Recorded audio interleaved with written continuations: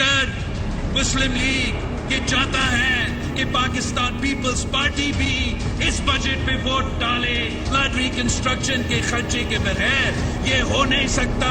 Budget की तैयारी के मौके पर भी तमाम कोलिशन पार्टनर्स को शरीक रखा गया और जब फैसले इत्तफाक राय के साथ किए जाते हैं तो वो सबकी जिम्मेदारी होती है कि सब उन फैसलों का पहरा दें। जैसे पाकिस्तान पीपल्स पार्टी ने हाल ही में कराची में तारीख रकम करके अपना मेयर मुंतखब किया, वैसे ही इंशाअल्लाह ताला पाकिस्तान पीपल्स पार्टी जनरल इलेक्शंस के लिए भी तैयार है। यही पैगाम हम अपना इत्तेहादियों को देंगे कि आए हिम्मत पकड़े, आए मैदान में आए। बात हो रही है कि फ्लड इफेक्टेड को इग्नोर ना किया जाए, उनको भूला ना जाए, बिल्कुल ठीक है। वो 100 अरब मैं समझता हूँ कि जो फ्लड इफेक्टेड थे उनका राइट है।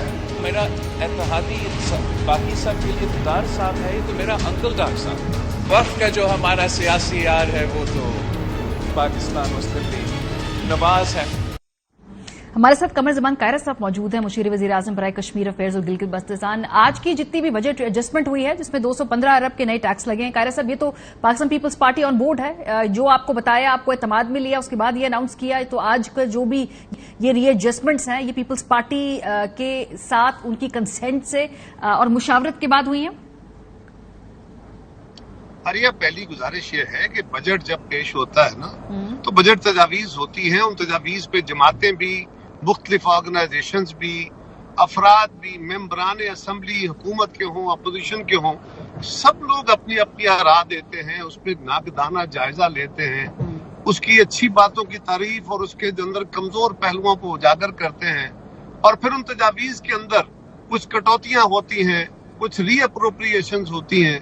यही बजट का मकसद होता है, वरना तो क्वांटम मौजूद होता है कि इतने पैसे बजट में हमारे पास मौजूद है, उसी को खर्च करना है और उसके लिए आप रीअप्रोप्रिएशन के अलावा यानी एक मद में प्रायोरिटाइज करने के बाद दूसरे मद में इसको पैसे को ले जाएं या उसमें से कुछ हिस्सा उधर शिफ्ट कर दे, यही एक तरीका है। इस पे जमातें भी अपनी राय देती हैं, हमने भी अपनी राय दी थी कि बजट के अंदर जो सलाह तासरीन है उनके साथ जो वादा किया गया था कि 50-50 रेशो के तहत फेडरल प्रोविंशियल गवर्नमेंट और इंटरनेशनल डोनर्स जो हैं वो उनके जो घर गिरे हैं या उनके जो बाकी नुकसान हैं उसका अजाला करेंगे।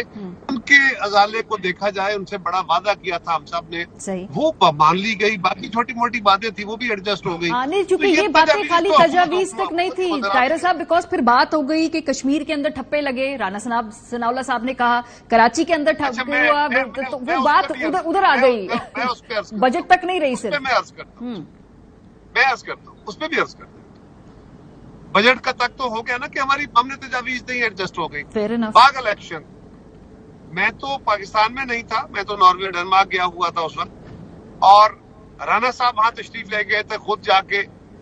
उन्होंने सिर्फ ये किया कि उनके उम्मीदवार जिसका इलेक्शन कहीं नजर नहीं आता था, ये राना सनाउल्लाह साहब गए, साद रफीक साहब गए, मियां जावेद लतीफ साहब गए, मरियम नवाज साहब खुद तशरीफ ले गई, बड़ा जलसा किया और उनके कैंडिडेट के वोट जो कोई 7-8 हजार 10 हजार के कैंडिडेट के करीब वोट था उसको 20,000 पे उन्होंने पहुंचा दिया। वरना आप अपने जो आपके रिपोर्टर्स हैं वहां पे, आप उनसे पूछिए कि इनके कैंडिडेट का कहीं वजूद नजर आ रहा था इलेक्शन से पहले। दूसरी गुजारिश, इल्जाम ये है कि जी मैंने वहां पे रेंजर्स नहीं लगने दी। अच्छा, रेंजर्स नहीं गई तो क्या एफसी भी नहीं गई? एफसी भी तो फेडरल फोर्स है। मैंने तो कहा था कि फेडरल फोर्स ना लगाएं, क्योंकि एक हल्के का इलेक्शन अगर पूरी रियासत की पुलिस नहीं करा सकती तो वो पुलिस के ऊपर बहुत बड़ा धब्बा लगता है, इस तरह ना करें। और तीसरी और आखिरी गुजारिश ये है कि मैं उनकी सारी बातों को फर्ज करे कि अगर तस्लीम भी कर लूं तो इवन देन वो कहते हैं 15 पोलिंग स्टेशनों पे 90% के करीब वोटिंग हो गई है।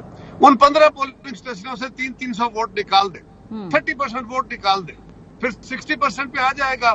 300 वोट निकल गया, जरा गौर करे फिर क्या होता है। 4500 वोट निकलेगा, फिर भी हम 1000 वोट से जीते हुए हैं। हमारा कैंडिडेट पिछले इंतखाब में दूसरे नंबर पे चंद 100 वोटों से वो लूज किया था, और मुस्लिम लीग का उम्मीदवार हमारा दोस्त है।